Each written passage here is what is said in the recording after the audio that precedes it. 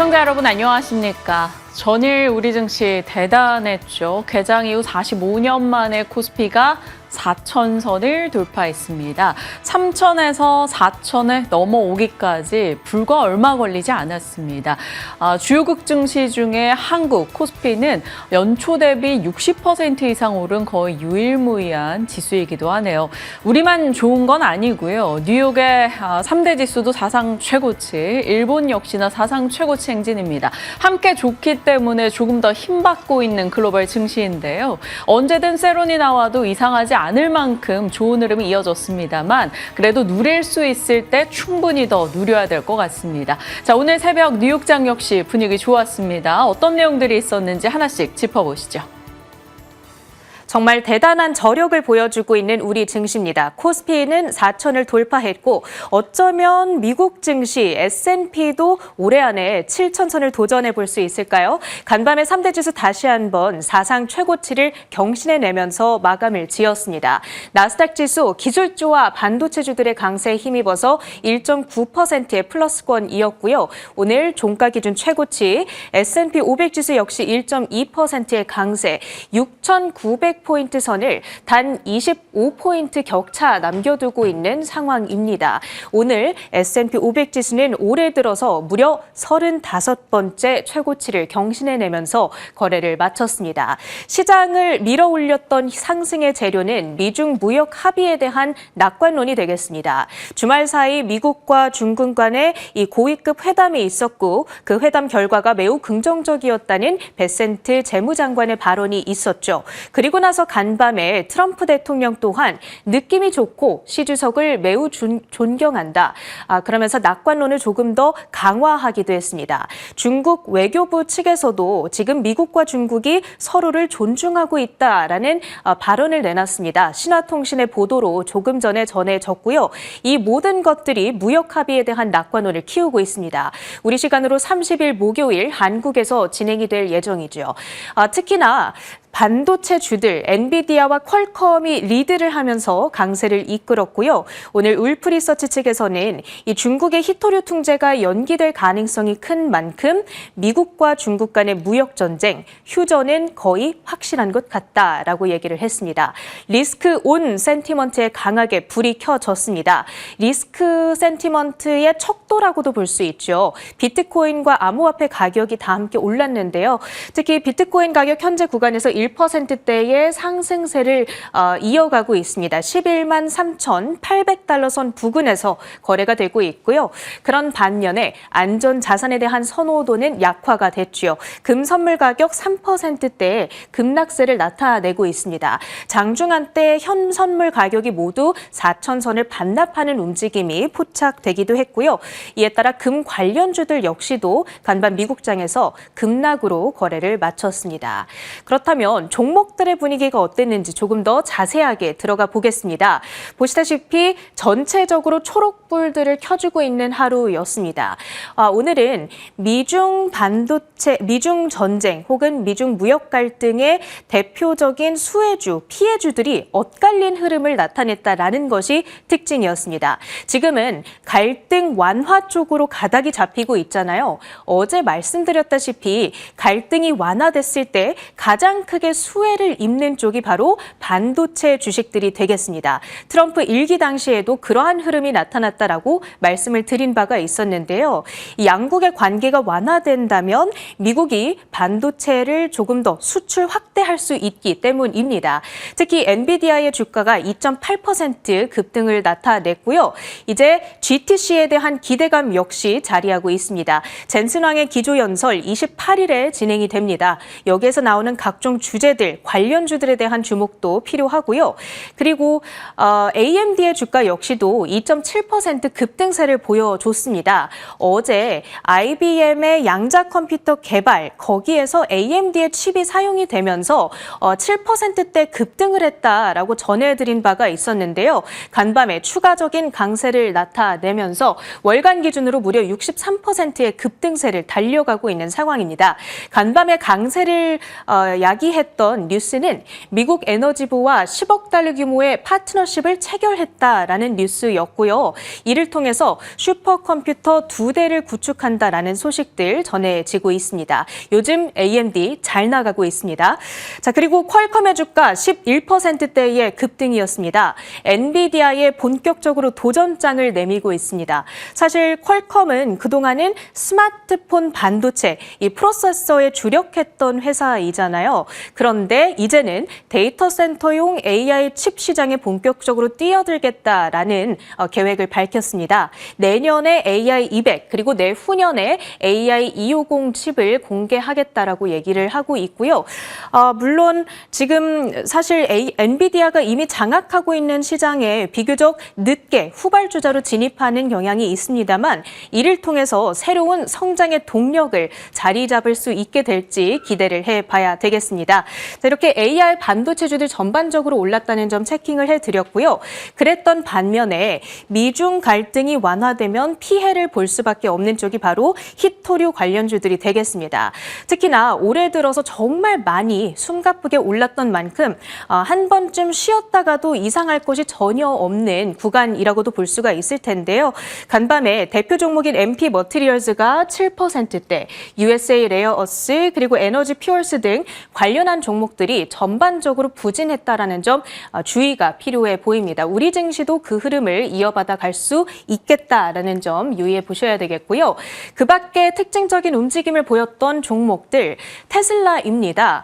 실적 발표 이후에 급등과 급락을 반복하고 있는데 간밤에는 4%대의 급등으로 다시금 방향을 전환하고 있습니다. 지금 이사회가 머스크의 1조 달러 보상안에 찬성했다라는 소식들이 들려오고 있습니다. 만약에 1조 달러 보상안이 지급되지 않는다면 머스크 CEO가 테슬라를 떠날 수 있겠다라는 압박도 가해지고 있는 상황인데요. 머스크를 잃게 된다면 로보택시, 옵티머스 등 미래의 성장 동력들이 이행되지 않을 수가 있잖아요. 그에 대한 부담감이 자리하고 있습니다. 이제 다음 달 6일 연례 주주총회가 열리게 될 예정인데 이 자리에서 보상안의 가결 여부가 결정이 될 예정이고요. 이를 앞두고 월가의 여러 하우스들이 간밤 목표 주가 상향에 나섰습니다. 스트릿 하이 수준을 제시하고 있는 하우스는 바로 뉴스트리트, 신규 목표가 520달러를 책정하면서 15%의 업사이드를 제시하고 있습니다. 다만 그 밖에 리튬과 2차 전지 관련주들은 모두 부진했습니다. 특히나 이 미중 관계 회복에 대한 기대감 속에서 미국이 자체 공급망 구축을 강화하는 그 행보가 조금 꺾이게 될 수 있을 것인가 이런 의구심들도 나타나고 있는 상황이고요. 특히나 엘버말과 리튬 아메리카스가 9%에서 10%대의 약세로 진행이 됐습니다. 양자 컴퓨터 관련주들은 오늘도 시세를 뿜어냈습니다. 정부의 지분 매입 가능성 지난주에 한 차례 부각이 됐었고 미국 정부 측에서 부인을 했음에도 불구하고 계속해서 시장에서의 기대감은 살아있는 요즘입니다. 아이온큐가 리게티가 4% 안팎의 강세 흐름을 가져갔고요. 마지막으로 암호화폐 관련주들 캐나다 정부가 스테이블 코인을 위한 새로운 규정을 준비 중이다라는 뉴스를 소화하면서 전체적으로 강한 흐름을 받아갔습니다. 얼마 전에 그러니까 올해 이 미국이 지니어스 법안을 통과시켰잖아요. 미국을 시작으로 해서 다른 국가들도 지니어스 법안을 스탠다드로 삼아서 비슷한 규정을 만들어 나갈 수 있지 않을까. 지금 이런 기대감이 시장에서는 살아있는 상황입니다. 대표적인 관련주인 블리시의 주가가 4% 가까이 급등세를 나타냈네요. 미국 증시 랩업을 마무리하고요. 국내 증시 연결 포인트들 민영 앵커가 정리해드립니다. 네, 전일 국내장의 분위기가 굉장히 좋았었기 때문에 뉴욕장도 어제 우리가 반영했던 미중 갈등 완화에 대한 기대치를 끌어서 반응을 했고요. 뉴욕장 사상 최고치 행진을 나타냈습니다. 오늘은 또 어떻게 전개될지 너무나 궁금해지는 상황이네요. 어제 국내장 4,000선을 돌파했습니다. 2,000에서 3,000 갈 때보다 또 3,000에서 4,000 갈 때 훨씬 더 그 시간이 단축되고 있는 것을 느끼고 있습니다. 코스피 2.5% 올랐죠. 미중 갈등 완화 그리고 CPI에 대한 안도감으로 인해서 금리 인하 기대감이 강화된 점이 영향을 줬습니다. 코스닥 코스닥도 26개월 만에 900선을 돌파했습니다.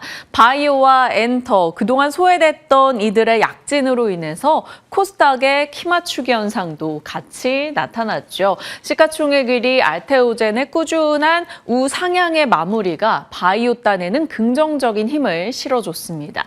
자, 에이펙 정상회의 주간이다 보니까 미중에 대한 기대, 한미에 대한 기대, 혹은 조금 더 나아가서 북미에 대한 기대 등등이 쏟아지면서 어제 전방위적으로 올랐던 쪽은 다 그와 관련해 볼 수 있는 섹터였습니다. 이러한 에이펙 주간에 대한 기대와 유동성 공급, 어닝 시즌을 톡톡히 누리면서 지수는 사상 최고치 행진을 이어가고 있죠. 자, 코스피 4,000 돌파, 코스닥 900 돌파, 삼성전자 10만 원 돌파, 니케이 5만 돌파, 이런 돌파의 소식이 계속해서 전달되고 속보로도 체크할 수가 있었습니다.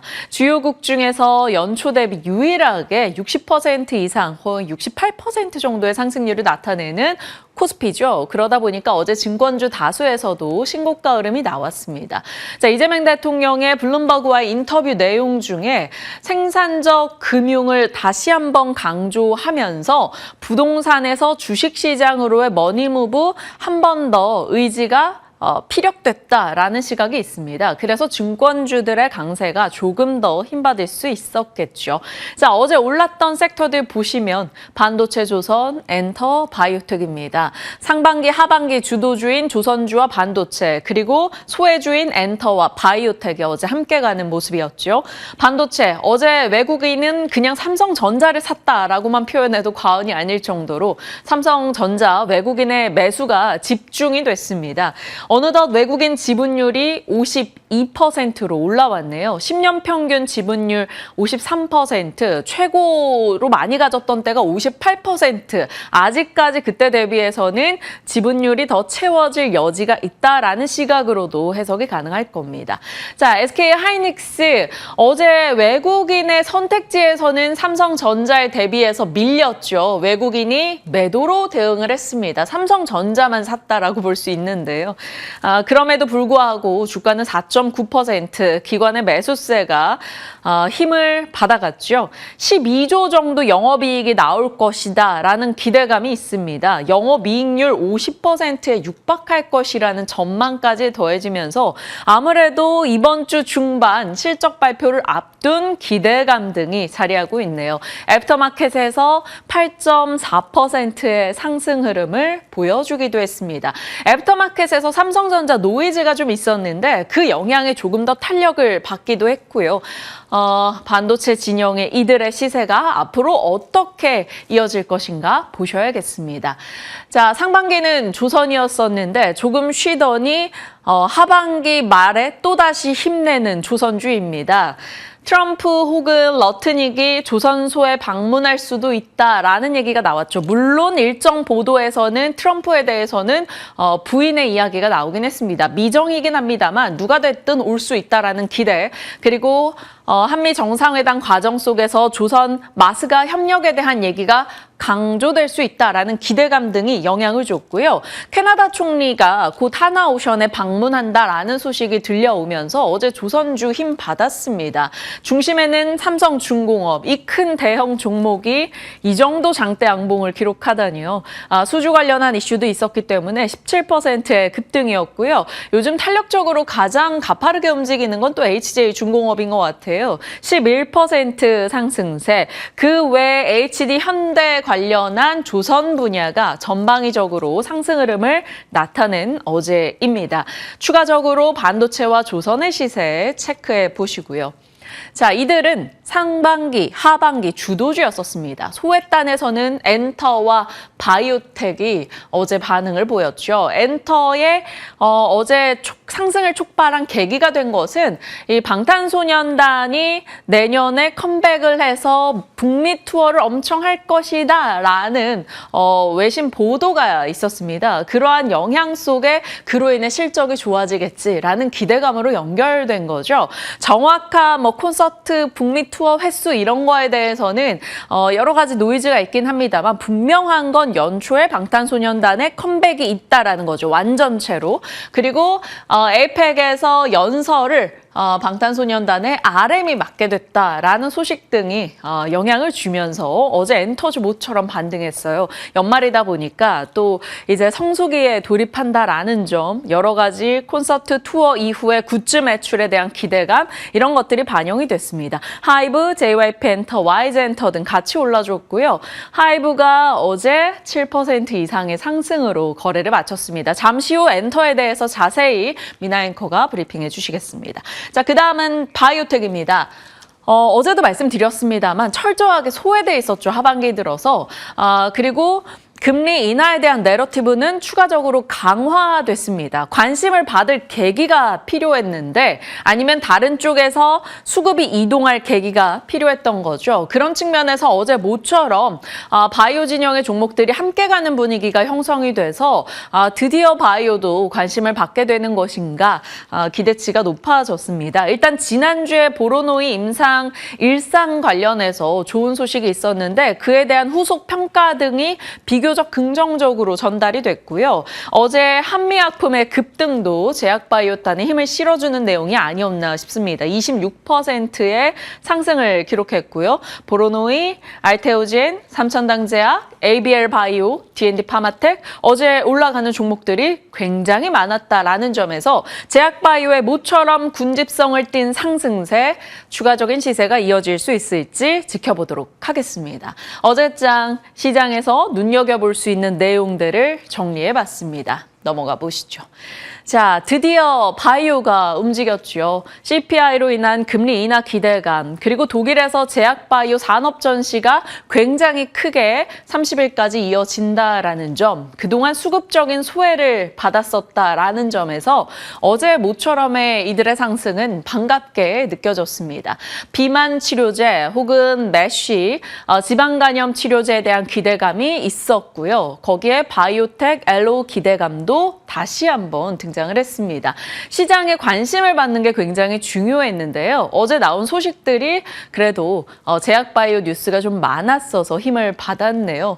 금융위원장의 발언, AI나 바이오 쪽으로 돈 몰리게 하겠다. 코스닥의 키 맞추기 기대해 볼 수 있을 대목이고요. 알테오젠이 코스피 이전 상장에 대한 기대를 안고 최근에 알테오젠은 상승하다 이내에 하락하거나 상승하다가 상승분을 반납하거나 이런 패턴이 반복이었었는데 어제는 정말 양봉을 그려내면서 우상향을 해줬다라는 점에서 코스닥 시가총액 1위가 굳건했다라는 것은 또 비교적 긍정적인 해석을 가져올 수 있을 겁니다. 무엇보다 한미약품, 비만 치료제 신약 3상 탑라인 결과 발표. 이게 사실 연말경에나 나올 것으로 예상을 했는데 그보다 빠르게 나왔고요. 그뿐 아니라 한미약품에 대해서 한양증권이 이제 한미약품의 시기다라는 보고서를 내놨습니다. 핵심 임상시험 결과 발표가 이제 순차적으로 있을 것이다. 어제 나온 소식은 비만 치료제 쪽이었는데 머크의 기술 이전한 메시 치료제가 2, 3개월 내에 또 결과를 안겨줄 수 있다라고 보고 있습니다. 밸류에이션 역사상 최저점 단숨에 회복을 기대한다라며 목표가를 무려 52만 원을 제시했어요. 그래서 어제 주가가 굉장히 강하게 반응하기도 했습니다. 자, 알테오젠과 한미약품뿐 아니라 D&D 파마텍도 일단 임상 이상 간질환 최고 권위 학회에서 DD01 이것이 후보 물질이 채택 발표 대상으로 올랐다라는 소식이 들려왔습니다. 그러니까 메시 치료제에 대한 얘기가 추가된 것이죠. 그러다 보니 어제 D&D 파마텍도 강세 흐름을 줬고요. 그 전 거래일 보로노이의 이슈 속에 신한금투의 긍정적인 보고서도 영향을 줬습니다.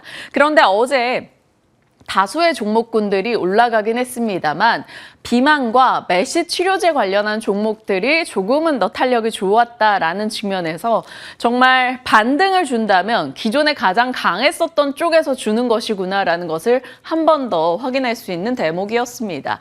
기존 주사제 한계에 직면해 있는 비만 치료제, 환자의 접근성을 올리기 위해서 장기 지속형 주사제나 경구용 중심으로 재편이 되고 있는 상황입니다. 그 과정에서 경구용 쪽에 여기 한미약품도 들어가야 되는데 D&D 파마텍, 한미약품, 삼천당제약 이런 쪽에 대한 관심도가 계속적으로 일동제약도 그렇고 올라가고 있다라는 겁니다.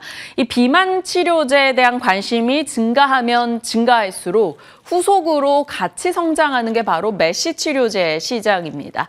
일전에 9월 초였던 것 같아요. IBK에서 이런 제목의 보고서를 썼었는데 살이 찌니 간도 크네라는 것.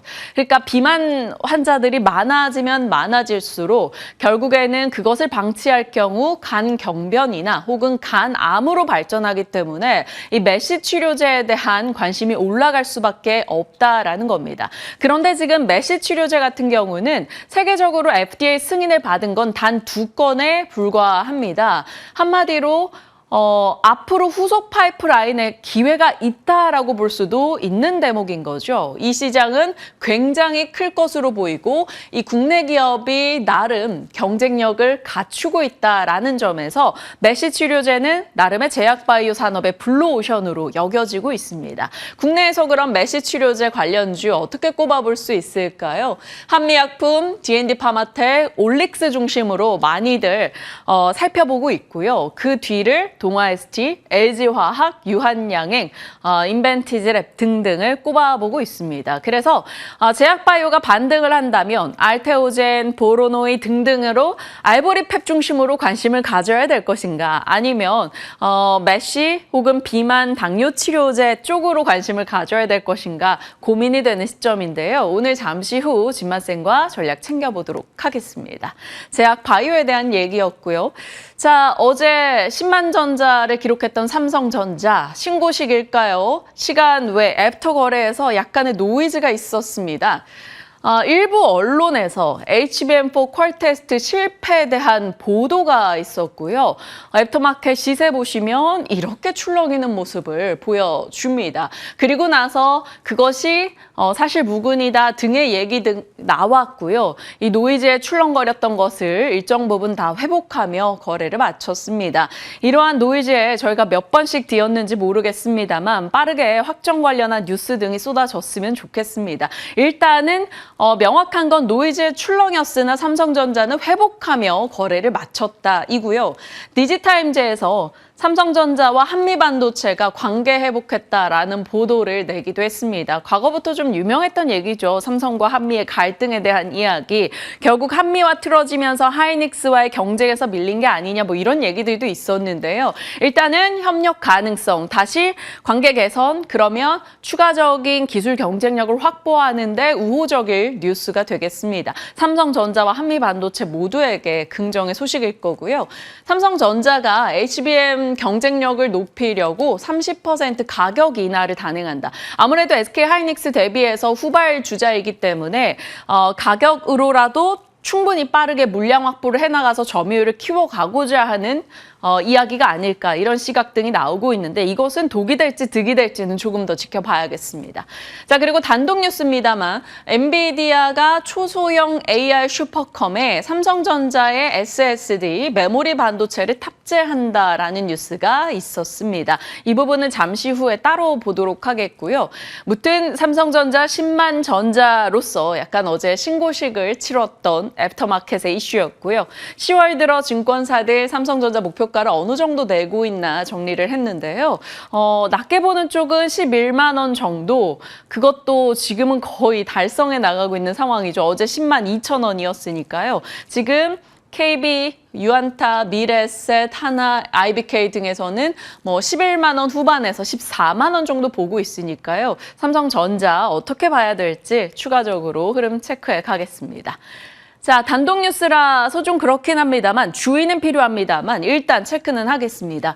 엔비디아가 초소형 AI 슈퍼컴, 이거 기억하실지 모르겠어요. 여기 손에 들고 있는 굉장히 작은 컴퓨터인데 15cm, 가로 세로 15cm 정도 됩니다. 이것을 일론 머스크에게 젠슨 왕 CEO가 직접 선물 줬던 사진도 있고 굉장히 이슈가 됐죠. 한마디로 젠슨 왕 CEO가 꽤나 애정을 쏟고 있는 제품입니다. DGX 스파크라는 초소형 AI 슈퍼컴, 여기에 삼성전자의 SSD 제품을 탑재한다라는 단독 뉴스가 나왔네요. 결국 그렇게 될 경우 SSD에서 D램으로 1초 만에 로딩이 되고 전력 효율이 올라가서 온디바이스 AI에 최적화된 라인업이다라는 얘기가 등장하고 있습니다. 그래서 SSD, ESSD, NAND까지 확장을 해봤을 때 SSD 관련 종목들 반도체 소부장 내에서 빠르게 정리를 해봤고요.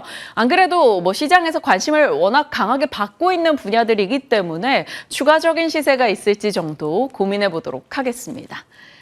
자, 뉴욕으로 가보죠. 뉴욕 증시 한마디로 요약하면 좋았다, 굿입니다. 3대 지수 사상 최고치, 미중 무역 갈등이 완화됐고요. 요즘에 발표되는 기업들의 매출과 EPS가 좋습니다. 그래서 11개 업종 중에 9개 업종이 상승했죠. 미국과 중국의 관계에 민감한 기업들이 유독 강했습니다. 엔비디아, 테슬라, 애플 등이 올라섰고요. 갈등의 수혜주인 히토류는 관계가 좋아지니 떨어지는 흐름이 나타났죠. 자, 그 밖에 특징으로는 아마존 요즘 계속해서 감축 얘기 나오죠. 이걸 로봇으로 대체한다 이런 얘기 등이 나오는데 또다시 3만 명 감원을 추진한다라는 소식이 있었고요. 퀄컴의 AR 칩 공개. 결국 엔비디아, AMD를 치고 나갈 수 있을지 봐야겠습니다. 퀄컴은 급등했고요. AMD도 긍정의 소식. 한마디로 지금 반도체 진영의 뉴스가 좋았기 때문에 필라델피아 반도체 지수 2.7% 올라섰습니다. 그 밖에 테마단으로는 양자가 강했고요. CME 패드워치 기준으로 12월까지 금리 인하, 이제 50bp 인하 확률이 93%. 그러니까 이번에도 내리고 12월에도 내리고라는 그 명확한 확률이 나오고 있는 겁니다. 나스닥 바이오테크가 금리 인하를 명분 삼아 올라줬기 때문에 어제 바이오 종목들의 상승을 훼손시킬 만한 내용은 일단 없었는데 지켜봐야겠죠. 자, 이번 주는 고민이 조금 있기는 합니다. FOMC 주간이기도 하고요. 빅테크 실적이 쏟아지죠.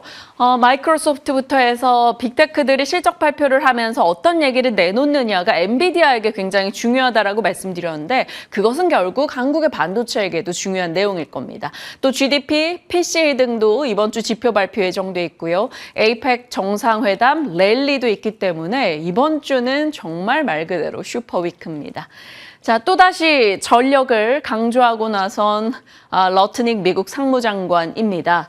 일본의 대미 투자 금액의 절반 이상을 전력과 에너지 개발에 투입하겠다. 일본은 지금 데이터 센터 짓느라고 전력이 부족한 미국에게 가스터빈이나 변압기, 냉각 시스템을 공급하게 될 거다. 알래스카주 LNG 개발 프로젝트도 투자 대상에 들어간다라는 얘기가 있었죠. 여기에 미국 전력회사가 캐파를 더 늘린다라는 얘기, 전력과 에너지원에 대한 중요성을 일단 여기서는 뽑아볼 수 있었고요. 전력으로 본다면 변압, 송배전, 그리고 ESS로 봐야 됩니다. 이것은 ESS로 수정해 주시죠. 그러면 셀 3사 소재나 셀 3사와 소재나 한선 엔지니어링, SK 이터닉스, 율촌화학, 또 어제 관심권 여기 들어갔던 서진 시스템, 좀 개별주로 본다면 민테크 등을 볼 수 있겠고요. 원전과 가스터빈에서는 말 그대로 원전과 가스터빈, 두산 에너빌리티 등이 되겠습니다. 두산 에너빌리티가 또 페르마 아메리카와 함께 기자재 공급 계약을 맺었다라는 일부 언론의 보도도 있기는 했었거든요. 그래서 두산 에너빌리티도 추가적으로 또 관심을 받게 될지 여부 지켜보도록 하겠습니다. 전력과 전력원에 대한 얘기가 중요해지고 있다는 걸 한 번 더 확인할 수 있었네요. 자, 뉴욕장의 분위기 확인을 해봤고요. 이제 국내장의 분위기 파악해보시죠.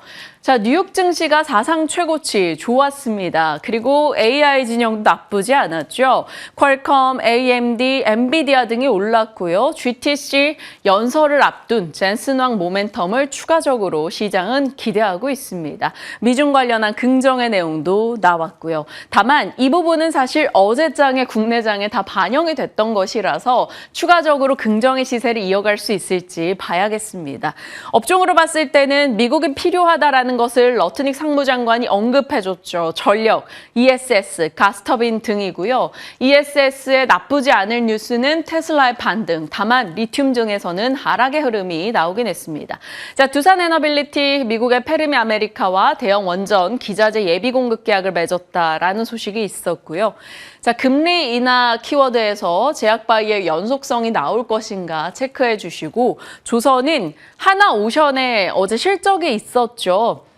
시장의 예상에는 좀 못 미쳤다라는 평가입니다. 다만 조업일수가 워낙 적었던 달이었기도 했고 임단협 관련한 타결 이슈도 있었기 때문에 일정 부분 그것을 떼놓고 봤을 때는 충분히 선전했다라는 시각도 나오고 있습니다. 캐나다 총리의 하나오션 방문 등과 맞물려서 조선주가 어떻게 흘러갈 것인가, 하나오션의 실적에 대한 해석까지 같이 살펴보시죠. 테마로 보면 남북경협, 여전히 북미 회담에 대한 기대가 열려있기 때문에요. 그리고 양자 열려있고요. 어제 좋았던 엔터주 반등의 연속을 띨지 보시길 바랍니다. 로봇도 나쁘지 않은데 다른 쪽으로 워낙 관심이 쏠려 있다 보니까 한동안 정말 로봇만 보이던 시기만큼은 아닙니다. 당연히 일정 부분 쉬어가는 시간은 필요하겠죠. 다만 액추에이터 분야로는 따로 또 관심을 받는 뉴스 등이 나오고 있기 때문에 KNR 시스템 이런 종목들 한 번 더 체크해 주시고요. 어제도 사실 원익홀딩스 등의 로봇 시세 대장주들은 굉장히 강하긴 했습니다. 11.7%나 상승을 기록했네요. 자, 이런 시장의 분위기 속에서 오늘의 시장의 간택을 받게 되는 섹터나 종목은 무엇일지 지켜봐야겠습니다. 일단 시장은 이 안에서 관심을 두고 있어요. 다만 히토류나 자동차 쪽은 지금으로서는 상승에 동참하기엔 좀 불편한 내용들이 많기 때문에 그 외에서 한번 기회를 찾아봐야 될 것 같습니다. 자, 오늘은 이제 삼성그룹주들의 실적이 쏟아지네요. 삼성물산부터 삼성 SDI, 삼성 바이오로직스 나오고요. SMR 국제 컨퍼런스 예정돼 있고 오늘부터 에이펙 CEO 서밋이 진행된다라는 점 체크해 주시길 바랍니다. 그 외에 정말 많은 일정들이 자리하고 있는데 이 부분은 저희가 계속해서 호흡해 나가며 전달 드리도록 하겠습니다. 시장의 슈퍼위크에 대한 이야기 살펴보고 있는데요. 그래도 조금 더 들여다볼 수 있는 내용 하나만 더 체크를 해본다면 목요일에 삼성전자 컨퍼런스 콜 확정 실적 이 부분도 내일 나올 SK하이닉스 실적과 함께 같이 봐야 되는 반도체 쪽의 분수령이 될 겁니다. 마이크로소프트, 메타, 알파벳 등의 실적 컨퍼런스 콜도 같이 눈여겨봐 주시길 바랍니다. 이렇게 시장 흐름들 지켜봤고요. 섹터 뉴스 들어갈게요. 앞서 예고해 드린 대로 미나 앵커 오늘 엔터 쪽 준비해 주셨다고 들었는데 자세히 잡아주시죠.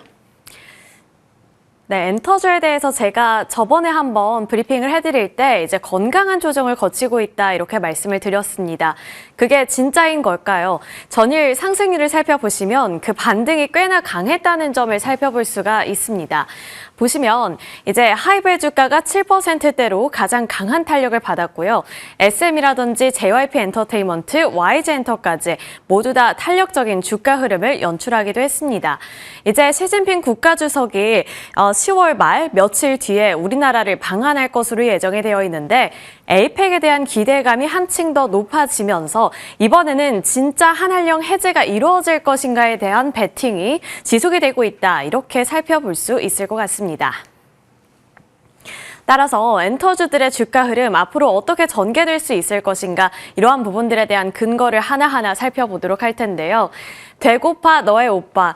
이거 이제 BTS의 정말 팬이신 분들은 아실 만한 대목이죠. 이 부분이 이제 예전에 방탄소년단이 처음으로 우리나라에서 활동을 했을 때 굉장히 인상 깊었던 가사 중에 하나입니다. 그런데 이제 BTS의 컴백이 내년 봄에 예정이 되어 있는데요. 블룸버그 통신에서는 27일 이런 보도 내용을 발표한 바 있습니다. 방탄소년단이 2026년 3월 말 컴백을 앞두고 있고 내년 65회에 걸쳐서 월드 투어를 열 것으로 보이는데 그중에 30회 이상은 북미에서 이뤄질 것이다 라는 전망을 제시한 건데요. 여기에 빅히트 뮤직에서는 내년 월드 투어 일정 및 컴백 일자 아직 결정된 것은 없다라면서 선을 그었지만 이러나 저러나 수급은 계속해서 들어오고 있습니다. 수급판 함께 살펴보시면서 어떠한 발자취가 남았는지도 살펴보도록 할 텐데요. 외국인들은 전일장을 기준으로 봤을 때 12거래일 만에 매수세로 전환을 했고요. 기관 투자자들은 6거래일 연속으로 매수하고 있는 모습이 나타나고 있습니다. 그렇기 때문에 지금 소속사 측에서는 아직 명확한 답을 내놓고 있지는 않지만 여전히 기대감이 높아지면서 수급이 뒷받침이 되고 있다는 점을 눈여겨봐야 될 것 같은데요. 증권가의 평가도 굉장히 긍정적으로 나오고 있습니다. 이제 내년 상반기 BTS의 컴백이 예정이 되어 있는데 하이브 같은 경우에는 이제 내년을 기점으로 해서 실적이 업종 내에서 가장 강하게 반등할 것으로 예상이 된다라는 LS증권의 코멘트를 살펴볼 수가 있었고요. 내년에 이제 BTS가 컴백을 하게 된다면 공연 사업 매출액이 1조 2,728억 원을 기록하면서 전년 대비 무려 62.6% 증가할 것으로 예상이 된다. 이런 코멘트를 제시한 바 있습니다. 그동안 이제 BTS 완전체 컴백에 대한 기대감은 늘 짚히고 있었는데요. 그러나 주가가 가지 못했던 것은 BTS 완전체 활동이 한 분기 이상 연기가 되면서 단기적으로 실적이 그렇게까지 크게 발전하지 못할 것이다 라는 우려감이 자리를 잡고 있었기 때문인데 이제 내년 BTS가 컴백하면서 실적이 더욱더 개선이 된다면 그 안에서 가장 강력한 반등을 보여줄 수 있을지도 눈여겨봐야 하는 대목이 되겠습니다. 그리고 현재 같은 경우에는 이제 BTS의 완전체 활동이 하이브의 주가도 끌어올릴 테지만 엔터 산업 전반적으로 투자 심리를 끌어올릴 수 있다는 점도 간과해서는 안 되겠습니다. 엔터 산업의 현황 체크해 보도록 하겠습니다. 지난 시간에도 이제 건강한 조정을 거치고 있는 중이다 이렇게 말씀을 드렸고 그래서 시장의 투자 심리가 다시 살아나는 분위기라는 점을 짚어드린 바 있는데요. 여전히 그 시각에는 변화가 없습니다. 여전히 성장 모멘텀은 유효하다는 증권가의 컨센서스 형성이 되고 있는 상황이고 그 이유는 이제 실적 상향에 대한 기대감이 더욱더 높아지고 있기 때문인데요. 3분기를 기준으로 봤을 때 음반 판매량이라든지 그 현황을 살펴보시더라도 하이브 같은 경우에는 아직은 좀 부진한 모습이지만 이제 BTS 컴백 이후에 확인이 필요해 보이는 시점이고요. JYP 엔터테인먼트라든지 SM 그리고 YG 엔터테인먼트 같은 경우에는 3분기를 기준으로 봤을 때도 여전히 견조한 증가세를 나타내고 있다는 점이 눈에 띕니다. 따라서 이러한 흐름이 내년을 기점으로 투자 심리가 전반적으로 살아나면서 매출이 더 높아지게 된다면 실적에 대한 기대감은 이제 현실화되면서 주가의 반응을 또 한번 기대해 볼 수 있는 시점이 되지 않을까 이런 생각이 듭니다. 넘어가서 조금 더 디테일한 부분들도 짚어보도록 할 텐데요. 이제 내년부터 모객 수를 좀 살펴보셔야 됩니다. 공연이 여러 가지가 또 예정이 되어 있고 그것이 또 반영되는 시점이 될 것으로 보이기 때문인데 우선 2026년 엔터 4사의 합산 공연 모객 수 전망치입니다. 1,400만 명을 돌파할 것으로 예상이 나오고 있는데요. 모객 수를 기준으로 봤을 때는 전년 대비 19% 증가한 수준을 나타낼 것으로 전망되고 있고 기존 IP들의 회당 모객 수가 증가하면서 전망치도 이렇게 상향을 할 것이다 라는 점들이 짚히고 있는 겁니다. 그리고 향후에 이제 아티스트별로 구체적인 투어 일정이 공개될 경우에는 지금 우리가 보고 있는 추정치보다 더 높은 숫자를 맞이할 수도 있을 것이라는 전망 나오고 있고요. BTS 효과가 상대적으로 굉장히 클 것으로 보입니다. 우리가 예상했던 것보다 그 효과가 탄탄할 수 있다라는 점 기억해 보시면서 내년에 투자 심리가 어디까지 끌어올려질 수 있는지도 관전 포인트가 될 것 같고 우선 BTS 컴백에 따른 투어 모객 수는 약 308만 명으로 짚히고 있는 상황. 그리고 공연 같은 경우에는 약 60회가 예상이 됩니다. 그래서 이제 공연이 시작이 되는 분기를 기점으로 분기별 실적 그리고 증가율을 잘 살펴보셔야 될 것 같고요.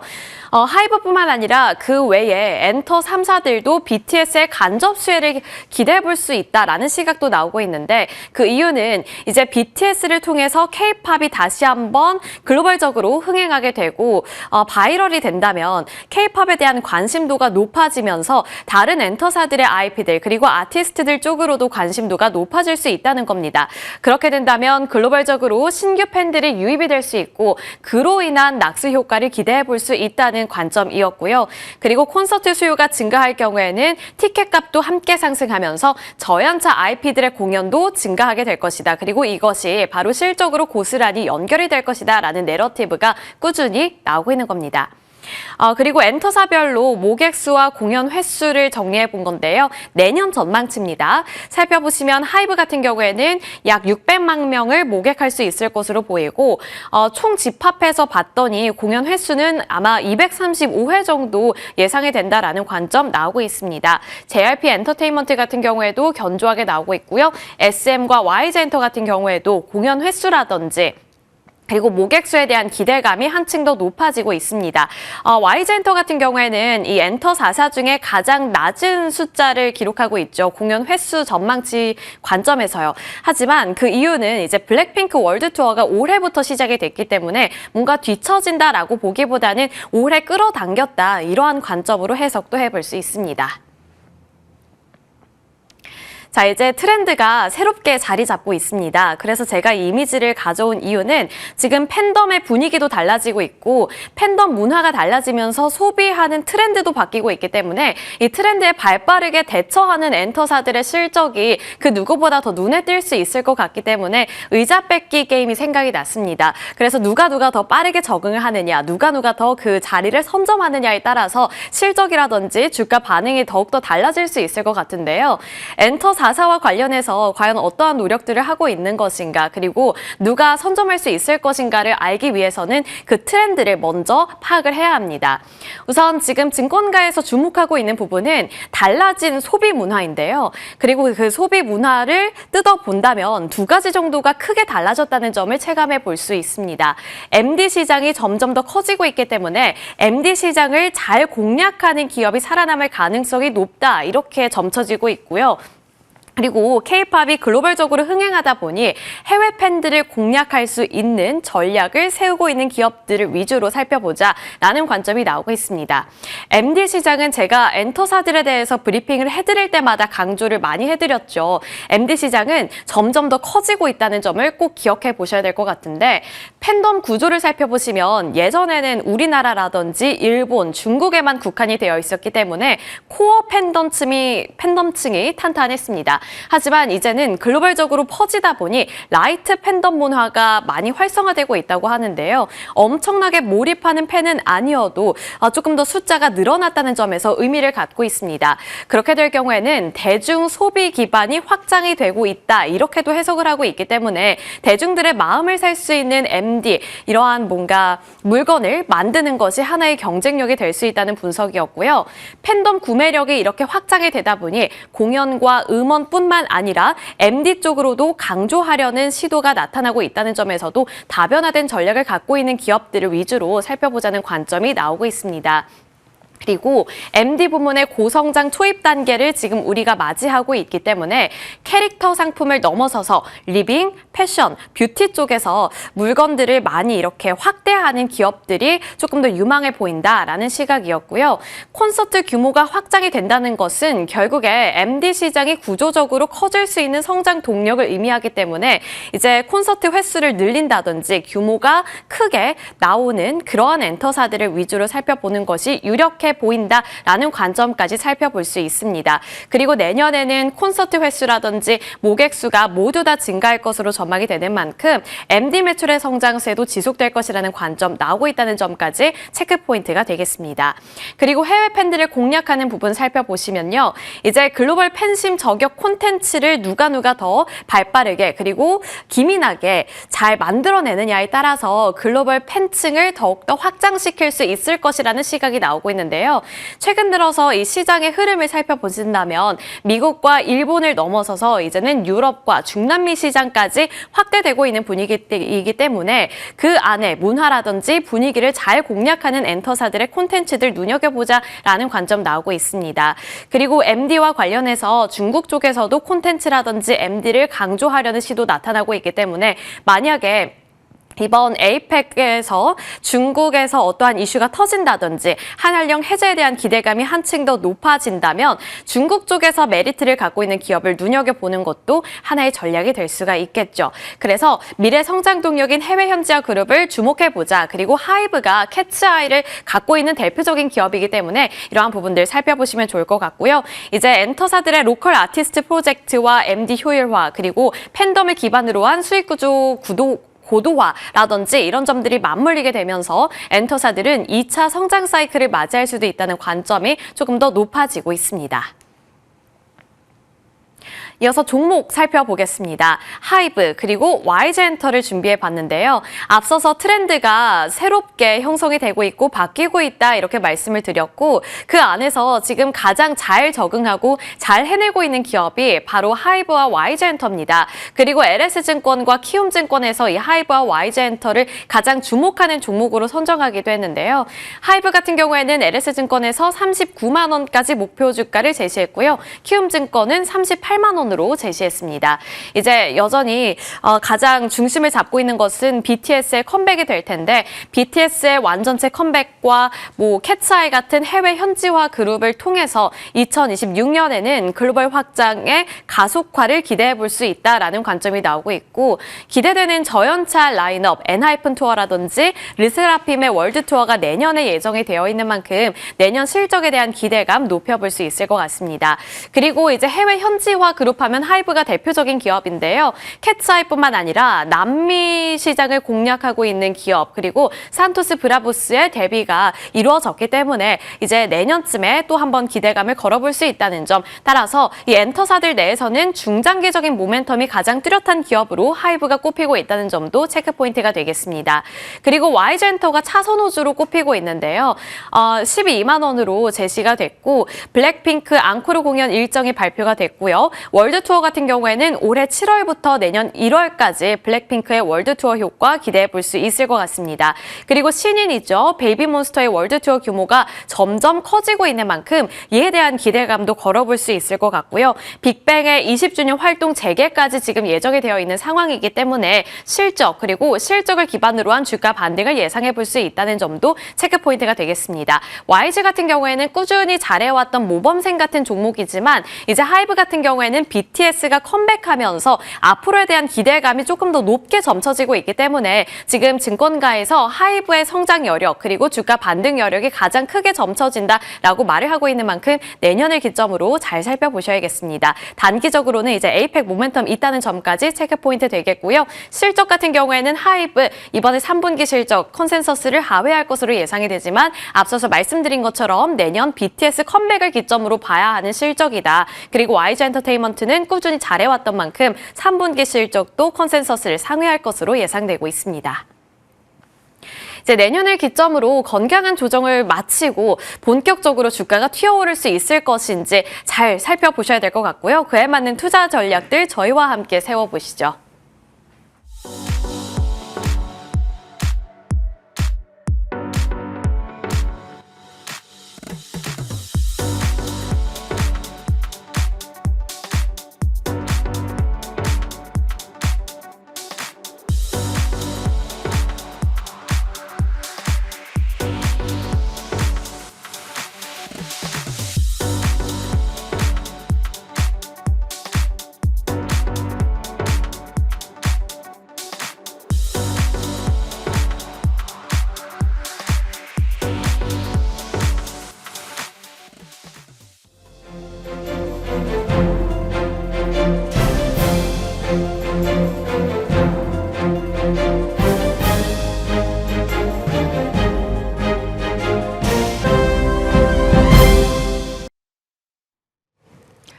가진 의심을 이겨내고 코스피는 4,000시대 문을 열었습니다. 그리고 코스닥도 키 맞추기 속도를 내며 900 돌파 소식을 전했죠. 이 시점에 이번 주는 정말 많은 일정이 기다리고 있는 슈퍼위크입니다. 어떤 점을 주의하고 또 어디까지 기대치를 키워나갈 수 있을지 꼼꼼하게 따지기 위해서 오늘 이분과 좀 특집 시간을 마련했습니다. MTNW 김진만 위원과 함께합니다. 어서 오세요. 네, 안녕하세요. 안녕하십니까.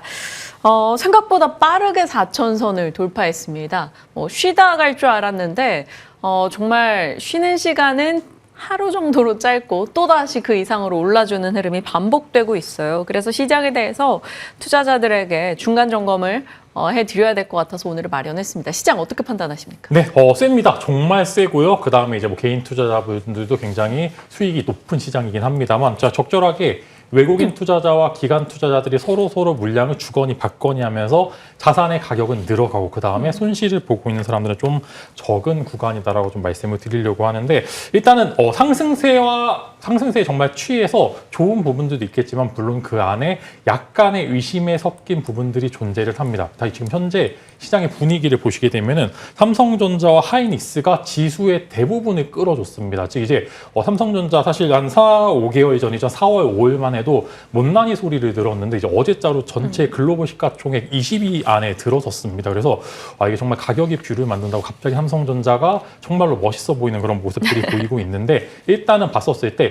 이 삼성전자와 하이닉스의 상승률을 소부장 업체들이나 혹은 이제 중소형 스몰캡 관련주들은 전혀 따라가지 못하고 있습니다. 즉 이제 왜 그런지 한번 보니까 지금 외국인들이 한국 시장을 무차별적으로 사고 있는데 이제 살 때 예전에는 특정 섹터나 좋아 보이는 종목들을 매수를 했다라고 하면 지금은 한국 시장, 특히 이제 코스피 쪽에 베타 플레이라고 해서 엄청나게 큰 자금들로 그냥 프로그램 매수를 돌려버리니까 시가총액이 큰 종목들이 수급의 수혜를 받는다라고 보시면 좋을 것 같아서 오히려 지금 현재 시장, 즉 이제 오늘 관점으로 봤었을 때는 오히려 시가총액 큰 덩어리가 큰 기업들이 조금 더 외국인 수급을 받기 좋다라고 말씀을 드리고 오히려 반대로 작은 이제 몸집을 갖고 있는 기업들이 외국인 수급을 못 받게 되면서 조금 이제 예전의 수익률에 혹은 이제 예전에 삼성전자 3% 올랐으면 소부장 10% 오르는 건 정말 1도 아닌데 요즘 또 그런 종목들 자주 안 나오는 것을 봤었을 때 약간은 이제 금리 인하 사이클이 조금 더 이제 추가적으로 진행이 되어야지만 여러분들이 추가적으로 소부장 업체들이나 기타 중소형 업체들이 수혜를 받을 것으로 전망이 되고 있는데 저희 얼마 전에 보시면 삼성전자, 하이닉스, LG 에너지솔루션, 삼성바이오로직스 시가총액 상위권 종목들이 다 올랐습니다. 네. 그렇게 봤었을 때 외국인들은 아무래도 이제 대형주 쪽으로 좀 관심을 갖고 있는 것 같고요. 그래서 제가 이제 분석을 해본 결과 여기서 외국인들이 얼마나 더 사줄 수 있는가에 대해서 한번 분석을 해봤는데 일단은 삼성전자의 외국인 지분에 주목할 필요가 있다고 생각이 됐는데 어제자 기준으로 외국인 지분이 52%입니다. 네. 근데 작년 고점이죠. 24년도 고점은 56%고요. 역사적 고점은 57%로 약 5% 정도의 추가적인 삼성전자 매수할 수 있을 만한 외국인 여력이 있다라고 분석이 되는데 여기서 달러 값이나 이제 원화 약세가 추가적으로 보게 되면은 네. 대략 60%까지 외국인들이 매수할 수 있다. 이렇게 좀 체크를 해서 외국인 지분율이 57%에서 60%까지는 삼성전자는 크게 부담이 없다. 이렇게 여러분들이 체크를 잘 해보시면 좋을 것 같고요. 이제 코스피 외국인 지분율도 한번 분석을 해봤는데 지금 현재자 기준으로 34%입니다. 근데 최고점인 2020년도에 외국인 코스피 지분율이 38%. 자, 네. 여기서부터 4%까지 조금 더 올라갈 수 있고 여기서 원화까지 보시게 되면은 40%까지 좀 늘릴 수 있는데 2020년도에 무슨 일이 있었냐면은 코로나 바로 직전 왔다 갔다 하면서 이제 미국, 중국과의 1차 무역 전쟁이 끝나고 금리 인하 사이클이 왔었습니다. 근데 네. 지금 요번 주 보시게 되면은 FOMC에서 금리 인하 사이클이 오고 만약에 이제 APEC에서 좋은 결과가 나오게 되면 미국과 중국의 무역 협정이 해결이 되면서 외국인들이 이제 매크로적으로 한국 시장을 조금 더 사줄 수 있을 만한 이슈들이 같이 포착이 되고 있기 때문에 네. 이런 관점에서 한번 여러분들이 외국인 지분율에 맞춰서 추가적인 상승세는 얼마든지 가능하다라고 이제 말씀을 드리고 일단은 대형주 위주의 명품 주식을 보시는 게 좋을 것 같다고 생각은 되지만 그래도 중소형주들의 시간이 올 수 있다. 근데 언젠지가 여러분들이 궁금하실 것 같은데 저는 이번 주 목요일부터 해서 중소형주 이제 미국의 기준에서 봤을 때 러셀 지수가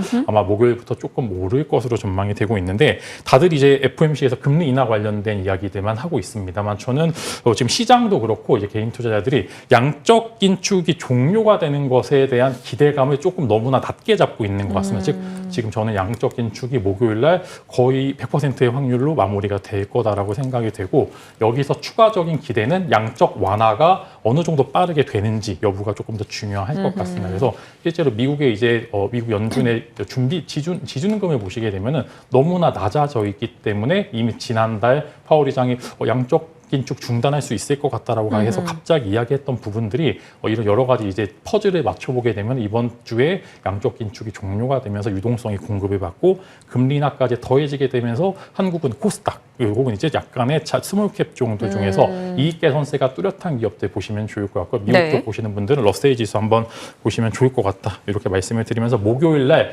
빅롱을 기대를 하면서 시장 대응해 볼 필요가 있다. 이렇게 말씀을 드리겠고요. 그다음에 또 최근에 요즘 2차 전지 관련주들 많이 수익이 많이 나신 분들도 있고 혹은 이제 정말로 1, 2년 고생하시다가 이제 수익으로 전환되신 분들 많이 있을 것 같아서 관련돼서 수혜를 받으실 수 있을지 궁금하신 분들도 많을 것 같아서 이야기 드리면은 지금 2차 전지 업종에 대해서는 그런 이제 외국인들의 베타 플레이의 코스닥 수급을 받아서 오른 거지 실제로 이제 여러 가지 실적이나 여러 가지 이익 개선세를 보시게 되면 생각보다 그렇게 돈이 많이 찍히지는 않는다라고 생각이 됩니다. 그래서 제가 처음에 바닥권에 대해서 2차 전지를 이야기해 드릴 수는 있습니다만 그 상승의 끝은 어느 정도 손실을 보지 않는 적절한 이익 구간에서 이제 매도를 해 보시는 게 좋을 것 같아서 제가 한 1, 2주 정도부터 2차 전지 좀 많이 오른 것 같으니까 조금씩 줄여볼 필요가 있다 이렇게 말씀을 드리면서 일단 공매도 잔고가 줄지 않고 늘어나고 있다는 점, 그다음에 이제 ESS 부분들을 너무나 고평가할 필요는 없다라고 생각을 합니다. 이 ESS는 실제로 돈을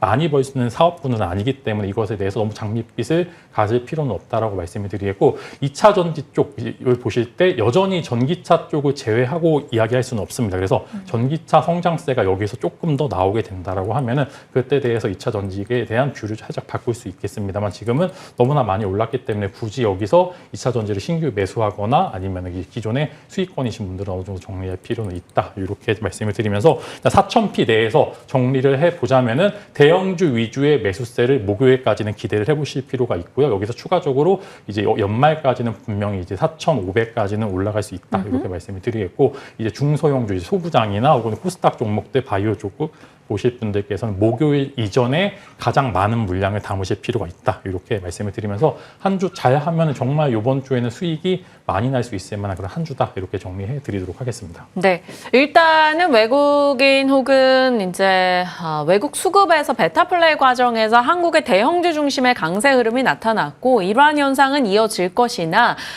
이제 금리 인하 혹은 양적 긴축 종료 이슈 등으로 러셀 2000을 필두로 해 이제 국내 코스닥 등의 중소형주들도 키 맞추기에 동참할 기대는 열어두자 이렇게 파악을 해주셨어요. 시장 자체에 대해서는 긍정의 의견이신 거고요. 중소형주 랠리는 조금 기다려보면서 서서히 비중을 늘려가자라는 겁니다. 반면에 또 2차 전지에 대해서는 바닥은 확인했으나 추가적인 업하이를 너무 지나치게 기대 키워나가진 말자 이 정도로 정리를 해주셨네요.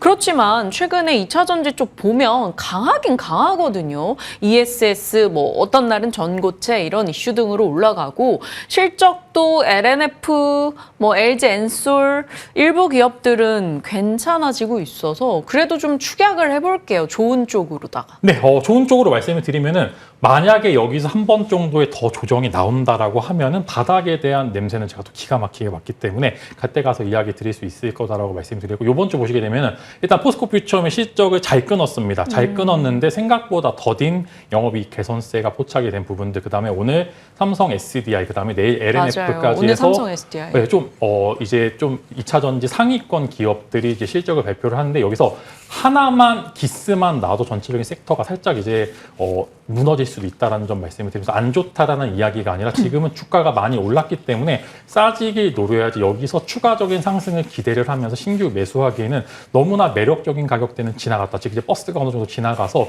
다음 버스를 기다릴 필요가 있다라고 말씀을 드리겠고요. 그다음에 이제 최근에 2차 전지가 많이 올랐던 이슈 중에 하나가 중국과 미국과의 틀어지게 되면서 이제 중국향 매출이나 여러 가지 탈중국화가 이제 한국 쪽으로 수혜를 받을 거다. 근데 이게 처음 나온 이슈가 아니라 예전에도 한번 비슷한 이슈로 엄청나게 폭등을 했다가 다시 주가가 이제 결국엔 실적 개선세가 안 되니까 다시 좀 회귀하는 모습을 보여줬기 때문에 지금은 손실을 안 보는 시장이 중요하다라고 생각이 됩니다. 지금 현재 시장은 돈을 얼마만큼 많이 버느냐가 중요한 게 아니라 얼마나 손실을 내지 않으며 꾸준히 수익을 내느냐가 저는 시장에서 중요한 키포인트다라고 말씀을 드리기 때문에 만약에 본다라고 하면 여전히 저는 삼성 이제 LG 에너지 솔루션에 대해서 제가 아마 제일 좋게 이야기를 드렸고요. 관련돼서 아마 LG 에너지 솔루션은 올라갈 수 있을 거다라고 생각은 됩니다만 그 나머지 업체들은 시장에서 우수한 경쟁력을 보여줘야지만 저는 뷰를 바꿀 거지 그렇지 않는다라고 하면은 밸류 체인을 정말 잘 가지고 있는 기업들 위주로만 보시는 게 좋을 것 같아요. 너무나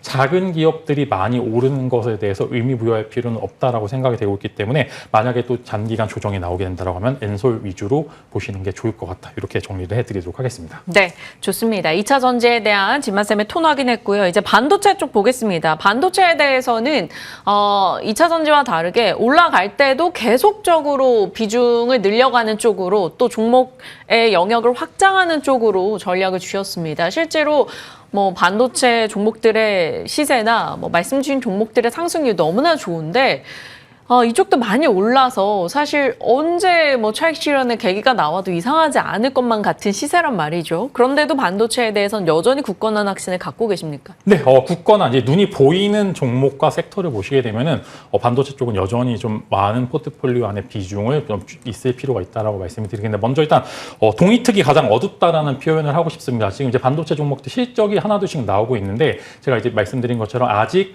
영업이익 개선세가 안 나온 기업들이 꽤나 많습니다. 이제 테크윙도 그렇고 어제 주성 엔지니어링도 그렇고 이제 조금 SNS텍도 그렇고 전체적으로 아직 온기를 못 받은 기업들도 혹은 이제 소부장 업체들 특히 보시게 되면은 영업이익 개선세가 안 나온 기업들이 굉장히 많은데 동이특이 전에가 가장 어둡다라고 이제 말씀을 드리면서 3, 4분기가 아마 저점에서 볼 수 있을 만한 마지막 현재 가격이다라고 말씀을 드리려고 하고요. 제가 이제 컴퓨터를 한번 바꿔보려고 이제 이 네이버 오토 사이트 검색창에 디램 가격을 한번 쳐보니까 6월에 2만 원이었던 디램이 지금 5만 1,000원에 가 있습니다. 2배 어마어마하네요. 오른 이야기죠. 근데 여기서 DDR5가 올라가서 가격이 천정부지로 올라가니까 DDR4까지 같이 올라갑니다. 그럼 반도체 쪽 뭐 재고 자산에 대한 여러 가지 이익 개선세, 그다음 DDR5에 대한 추가적으로 생산 라인까지 갖추게 되면은 지금은 잘 좋은 반도체를 사게 되면은 지금 현재 구간에서 100%까지 올라갈 수 있을 구간이다라고 말씀을 드리려고 하고요. 다만 좋은 매수 기회, 지금 보시게 되면은 슈팅을 위해서 이런 지루함을 견뎌내는 분들이 저는 이제 반도체 종목들은 굉장히 많은 수익을 얻을 수 있을 거다라고 말씀을 드릴 수 있을 거고요. 일단 매수 시기는 내일이죠. SK하이닉스의 실적 발표 이후에 단기적으로 세론이 나올 가능성이 굉장히 큽니다. 이 삼성전자가 이미 감동의 실적을 보여줬음에도 불구하고 당일날 거의 이제 고점 대비해서 5% 빠졌거든요. 하이닉스도 비슷할 겁니다. 돈 많이 버는 거 아는데 일단은 누를 수 있을 만한 기술적 재료다라고 생각이 되고 있기 때문에 하이닉스 빠지게 되면 소부장 업체들이 그렇게 좋은 모습을 보이기 어렵기 때문에 저는 만약에 단기적으로 오늘 종가 정도의 반도체 업종들 짧게 보신 분들은 좀 정리를 해보실 필요가 있다라고 생각이 되고 있고요. 정말로 총공격을 한다라고 생각이 되면은 수요일 날 종가 기준으로 이제 매수를 해보시면 좋을 것 같다 이렇게 말씀을 드리려고 하고 이제 반도체 이제 보시게 되면 실적 쇼크는 나는데 생각보다 크게 밀리지 않고 반등하는 모습을 보여주는 종목들이 많고요. 이제 우선순위 소부장 업체 우선순위 보시게 되면은 소재와 부품 그다음에 마지막에 장비단으로 좀 보시면 좋을 것 같다는 말씀드리면서 이제 관심주와 이제 제 포트폴리오를 만약에 반도체 종목을 사게 된다라고 하면 저는 이 종목을 다 살 것 같습니다. 다 사서 먼저 오르는 종목 팔고 나중에 또 빠지는 종목들 다시 사고 이제 이런 전략을 쓰는 게 좋을 것 같은데 일단 소재 쪽 보시게 되면 원익 머터리얼즈 이야기를 드리겠습니다. 원익그룹 전체적으로 다 같이 올라오고 있는 가운데 원익 머터리얼즈가 소재단에서 가장 우수한 목표 주가를 보여줄게 될 가능성이 굉장히 크다라고 말씀을 드리겠고요. 부품 쪽은 하나머터리얼즈가 얼마 전에 이제 TSMC 관련된 공급 이야기 때문에 올랐다가 조금 조정권에 들어와 있는데 충분히 하나머터리얼즈도 대장 역할을 충분히 할 수 있다 말씀을 드리겠고 장비 쪽은 유니셈과 FSD 각자 좀 매력도가 다른데 유니셈은 꾸준한 성장이고요. FS는 EUV와 관련돼서 삼성전자의 가장 최전선에 있는 종목이니까 두 종목도 한번 장비단에는 결국에 마지막에 오를 종목들은 이 두 종목이다 말씀을 드리겠고 이제 EUV 쪽 지금 보시게 되면은 삼성전자도 그렇고 하이닉스도 그렇고 내년도에 EUV 장비를 굉장히 많이 도입한다라고 하기 때문에 EUV 블랭크 마스크를 생산을 하는 SNS텍까지 말씀을 드리면서 반도체 업종도 제가 방금 설명드린 종목분들을 다 사셔도 됩니다. 그 안에서 먼저 오르는 종목들 수익 실현하시고요. 또 빠지는 종목들 내에서 계속적으로 왔다 갔다만 하셔도 시장 대비해서 목요일 이후부터는 충분히 우수한 수익률을 보여줄 수 있을 것 같다. 이렇게 정리해 드리도록 하겠습니다. 네. 반도체 진영에 대해서 일정 부분 SK 하이닉스 실적 확인하고 나서 세론이 나올 수 있으나 그것을 또 계기로 미리 비중을 좀 줄여놔도 괜찮고 다시 한번 그 조정이 나올 경우 세론을 활용해서 매수할 수 있는 전략을 취해 주셨습니다. 소재, 부품, 장비단에 눈여겨보고 있는 종목들 한 번 더 확인해 주셨고요. 이들 잘 체크하면서 저희 지속적으로 반도체 진영에 대해서 긍정의 의견을 많이 주셨었죠. 하이닉스도 8월 29일부터 강력하게 매수 얘기를 주셨었고 하나머티리얼즈 이미 이미 9월 초 유망주였었는데 이미 많은 수익이 났는데 추가적으로 조정 시 다시 관심을 가질 수 있는 종목으로 말씀 주시기도 했습니다. 저희 이야기 나누고 있는 사이에 이제 프리마켓이 시작이 됐습니다. 확인을 좀 하고 가도록 할게요. 삼성전자, SK하이닉스 일단 상승권역에서 삼성전자는 오락가락하고 있고요. 하이닉스가 프리마켓 출발 분위기 굉장히 좋습니다. 2.8% 정도 상승세 확인이 되고 있고요. LG엔솔, 하나에어로, KB금융, 하나오션 등에서는 약보합권 출발이 포착되고 있습니다만 어제 좋았던 삼성중공업 5% 이상의 상승세 확인이 되고 있고요. 요즘에 증권 지주 쪽도 분위기 좋죠. 메리츠 금융지주도 4% 가까운 상승으로 출발하는 분위기 포착됩니다. 자, 코스닥에서도 제약바이오를 비롯해서 상위단의 종목들 나쁘진 않네요. 세트리온 제약이 2.7% 올라가고 여러 이제 제약바이오 종목들 강보합권 정도의 출발 확인이 되고 있습니다. 제약바이오 얘기 안 한 것 같아요, 진만쌤. 지금 알테오젠 48만 원, HLB 역시나 파마리서치, 리가켄바이오, 보로노이 등의 종목들 최근에 관심을 좀 받고 있는 상황이거든요. 제약바이오에 대해서는 시각 어떻게 가져가세요? 일단 수급장 수혜를 받을 수 있을 거다라고 생각이 됩니다. 작은 호재도 이제 분명히 크게 올라갈 수 있다라고 말씀을 드리려고 하는데 어제 한미약품이 엄청나게 올라갔죠. 이제 늦은 후발주자임에도 불구하고 한미약품이 올라갔는데 보통 한미약품이 올라가면 그 다음에 유한양행이 오릅니다. 이 기술적으로 이렇게 계속 순환매를 몇 년간 계속 돌았기 때문에 만약에 이제 제약바이오 추가적인 시세 좀 기대하실 분들께서는 이제 보통 이제 한미약품이 올라가게 되면 그 다음에 SK바이오팜이나 유한양행 같은 코스피 종목들이 올라가는 모습들을 보이겠고요.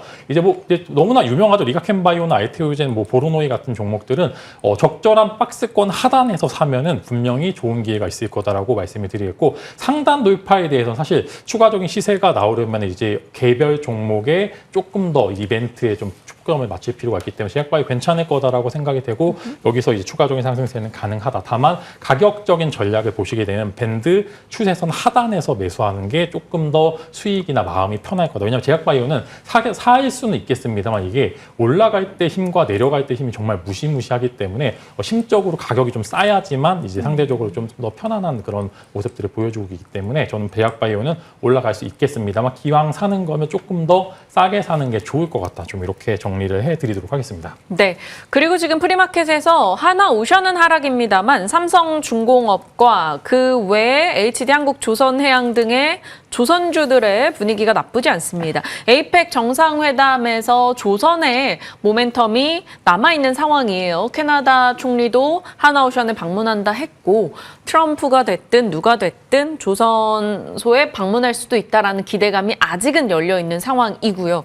근데 조선주들 최근에 강하긴 했어요. 막 중소형주부터 해서 대형주까지 다 같이 강했습니다. 실적에 대한 체크가 추가적으로 계속적으로 필요하긴 하겠습니다만 오늘 프리마켓 특징주로서 또 한미 정상회담의 모멘텀으로서 조선주 어떻게 보십니까? 네, 미국이 원하는 것 중에 가장 큰 게 조선이고 그다음에 이제 원전 쪽 협력인 것 같은데 오늘 이제 어제 이제 삼성중공업 오르는 거 보고 야 저렇게 크고 주식 많은 종목이 저렇게 올라가는 거 보고 여전히 시장에 힘이 좋구나라고 말씀을 드리겠는데 물론 에이펙에서 단기 세론은 나올 수 있습니다. 그렇지만 세론이 나왔을 때 적정 구간에서 매수하시면 좋은 결과값이 있을 거다라고 생각이 되고 지금 이제 하나오션은 지금 이제 군수 쪽으로 이제 조금 이제 잠수함이라든지 좀 이제 군수 산업 쪽으로 좀 보시면 좋을 것 같고요. 삼성중공업 쪽은 지금 LNG 발전에 대해서 시장의 니즈가 굉장히 커지고 있고 이따 제가 말씀드리는 투자 전략 중에 하나도 LNG 관련된 수요가 엄청나게 증가를 해서 관련돼서 LNG 쪽도 여전히 관심 가실 필요가 있다라고 말씀을 드리려고 하는데 조선 쪽